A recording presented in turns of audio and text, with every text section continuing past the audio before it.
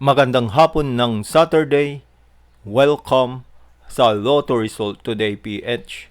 Narito ang mga resulta para sa 2 p.m. draw, April 18, 2026. Para sa resulta ng 2D Lotto, 3 at 16.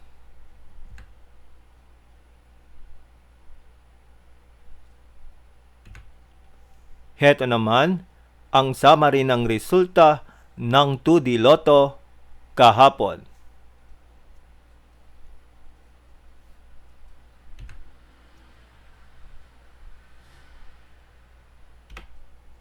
Para sa resulta ng 3D Lotto, 4, 8 at 4.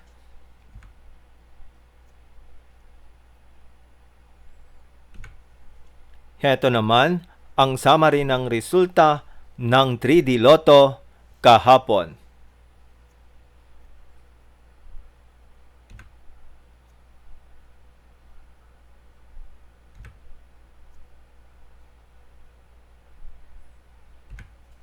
At yan ang mga resulta ngayong 2 p.m. draw.